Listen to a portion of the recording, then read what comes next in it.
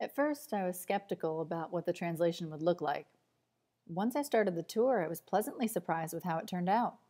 I was very impressed by the translation itself, as well as the quality and articulation of all the signers. Even the video quality was impressive. I think it's a great product. The accessibility offered by this tour should draw a greater number of deaf visitors to the museum. And I hope other museums will start to bring accessibility to their exhibits. Whenever I go to a museum, I ask for a transcript of the tour, and like most deaf people, I read my way through the museum. After being introduced to the ASL guide, I have to wonder how much of previous exhibits I didn't have access to. For me, the ASL guide delivers the emotional connection that's missing from a written transcript. I feel like I have a more meaningful understanding of what happened here in 1963. I'd always thought an audio tour was just an added convenience and that someone was reading the script out loud. But now I can see the impact guided tours can have in any language. There's just so much to be gained. And that's one of the reasons I'm so excited for people to come try out the new ASL guide. I'm hoping other museums will upgrade their exhibits as well. I've actually visited the 6th floor museum several times over the years. And I've always come in and requested the tour transcript, and I've enjoyed the experience. But my experience today was much more powerful. Working my way through the tour this time, I actually felt all of the confusion and fear, the anger and frustration. So yes, I've been here before, but today was a completely new experience. Thinking in terms of education, we learn and grow as individuals through understanding the emotions of those around us, and that applies to history as well. So I'm leaving here today with a new understanding of the emotional impact of these events and how they've changed history, and that's changed me as a result. That's the kind of educational influence museums can have, and I hope the benefit of the ASL guide isn't lost on other museums.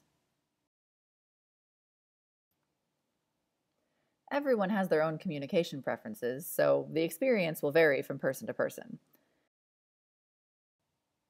But I have a feeling the deaf community will really appreciate the new ASL guide. I mean, the ASL translation is just beautiful, so well done. It really draws you into the story. Yes, there is something I'd like to add.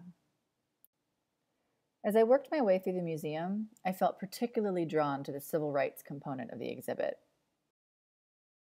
I've always been interested in this part of American history, segregation and the civil rights movement. And I know President Kennedy made significant contributions to the improvement of race relations in the 60s. Some of the struggles that the African American community faced have been mirrored in the deaf and hard of hearing community. We're now in a time when the hearing majority is beginning to understand the importance of equal rights for deaf and hard of hearing people.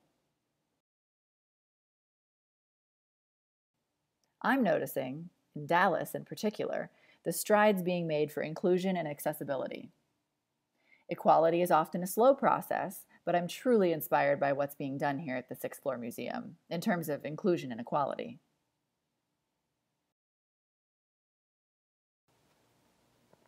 About 10 years ago, I brought my friends from Europe to this museum. I've also been here with a group of deaf friends, and each time I wanted to fully experience and comprehend the exhibit's information, not through a script, but rather American Sign Language. Now that this is a reality, I believe the deaf community will come out in droves, and this site will be a popular one for the deaf and hard of hearing.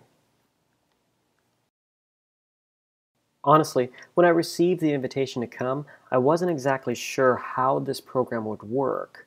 I figured it would be a sign language interpreter present who would interpret the exhibit. I was stunned that it was actually a sign language presentation loaded onto an iPad, that I could carry around the exhibit, and I can't help but smile about this whole experience. This also gives a level of freedom to go at my own pace. The fact that this museum has taken this step is incredible, and the team that put this together is phenomenal. I hope the deaf and hard of hearing community does come out and experience the museum the same way I just did. I really enjoyed this. My father is deaf. And one of the things I've enjoyed doing with him since childhood is having conversations in American Sign Language. Especially when he or I get into a storytelling mode, we can see how poetic the language is. However, this pleasure is stinted when we go to a museum, especially if the exhibit offers self-guided tours. I, of course, would get the audio tour to get every bit of information I can from the venue. But my father is either offered no accommodations or is left to read the transcript of what I am listening to. With this unbalance, we go through the museum, and I leave with a bottle of emotions and am enlightened about the new worldview I have gained. When I turn to my father to get some insight from him, his response is decidedly less enthusiastic. This was the catalyst for me to start doing translations for museums that offer self-guided tours. The idea was simple. All that I experience going through a museum has to be accessible to my father. That's what got me involved with the Sixth Floor Museum, to translate their tour with other deaf individuals with my father as the motivation. I just wanted my father and I to go through this exhibit with him receiving the information in American Sign Language via this ASL guide and giving me the ability to choose between the audio or ASL guide. At the end of the tour, I hope that my father and I can have profound conversations about the experience we just shared.